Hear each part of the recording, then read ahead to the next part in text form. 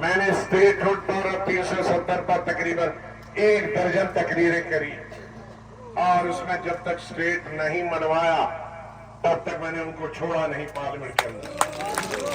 انشاءاللہ اسٹیٹ ملے گی۔ صرف میں اتنا کہتا تھا کہ پہلے اسٹیٹ دے دو، بعد میں الیکشن کرو، لیکن پرائم منسٹر ہوم منسٹر نے کہا ہم اسٹیٹ دیں گے لیکن الیکشن کے بعد۔ اس لیے الیکشن کے بعد اور جدوجہد کرنی ہے، کہیں پیچھے کھسک نہ جائیں وہ، اس کے لیے جدوجہد بھی تیار کرتے ہیں۔ میں جدوجہد کرنے کے لیے تیار ہوں، لیکن آپ کا ساتھ چاہیے اس سے لینے کے۔ میں نے ایک قانون بنایا جب میں چیف منسٹر تھا، ان کو بھی کہتا ہوں کہ اگر آپ بھی اگر نہیں سنبھلیں گے تو ہماری تاریخ میں نام نہیں رہے گا، نیست و نابود ہوگا۔ آج بہت ساری طاقتیں ہم کو نیست و نابود کرنے میں لگی ہے۔ میں نام نہیں لینا چاہتا ہوں، آپ مجھ سے زیادہ جانتے ہیں، لیکن ابھی نیست و نابود ہونے میں کچھ تھوڑا کمی ہے۔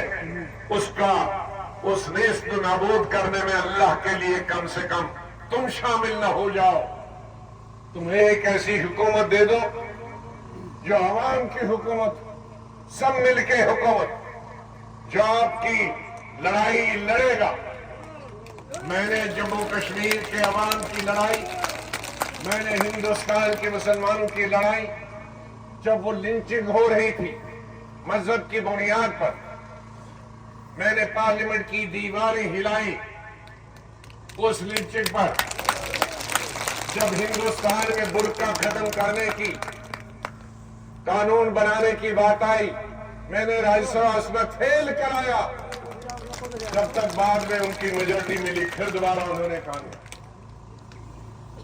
جب ایک شہری کا بل لانے کے لیے سٹیزن شپ ایکٹ لایا، میں نے پارلیمنٹ کی دیواریں ہلائی، چاہے وہ کشمیر کا ہو یا ہندوستان کا ہو۔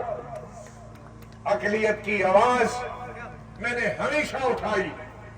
آپ دیکھو کہ اقلیت کی آواز اور بھی پارلیمنٹ کے لوگ تھے، آج تو سب کچھ ملتا ہے، دیکھیں کس نے کس پر آواز اٹھائی۔ اللہ تعالی کی مدد سے مجھے دوبارہ حکومت بنانے کا موقع ملا۔ یہ 3 چیزیں ملے گی، تحصیل، کالج اور ہسپتال۔ لیکن ایک چیز شاید گورسی صاحب کو بھی یاد نہیں رہا، اور آپ کو بھی، آپ میں سے بھی کوئی مانگ نہیں کرتا۔ ہماری ریاست آج کل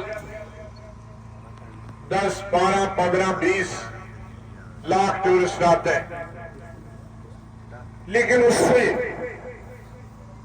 ریاست جموں کشمیر کی غریبی، ریاست جموں کشمیر کی بیکاری، ریاست جموں کشمیر کی بے روزگاری ختم نہیں ہوگی۔ وہ تمام ٹورسٹ یا تو جھیل ڈل کے آس پاس ہوٹلوں میں رہتی ہیں، وہ بھی ضروری ہے، یا ڈل میں شکارہ گاہ کے کچھ فائدہ ہوتا، یا شہر کے ہی چند ہوٹل جو گلمرگ میں ہے، پہلگام میں، ان کا فائدہ ہوتا۔ لیکن 95% جو ہماری وادی، 95% ہماری وادی کے دکاندار ہو، تاجر ہو، ٹیکسی والے ہو، گھوڑے والے ہو، مزدور ہو، نوجوان پڑھے لکھے ہو، تجارت کرنے والے ہو، ان کو کوئی فائدہ نہیں پہنچا۔ کیونکہ ٹورسٹ کو 75 سال سے ساری وادی میں یا پوری اسٹیٹ میں پھیلایا نہیں گیا، اس کو 2-3 جگہوں تک ہی محدود رکھا گیا، اور انہی محدود جگہوں پر آزادی سے پہلے بھی انگریز جاتے تھے، اور انہی محدود 2-3 جگہوں پہ 75 سال سے بھی ٹورسٹ جاتے ہیں۔ ہماری اس بڑھتی ہوئی بے روزگاری ہمارے 2 قسم کی ہے۔ ایک تو پڑھے لکھے لاکھوں تعداد میں ہمارے بچے اور بچیاں ہیں، گریجویٹ، پوسٹ گریجویٹ، لا گریجویٹ، پی ایچ ڈی ہے، لیکن سب بیکار ہے۔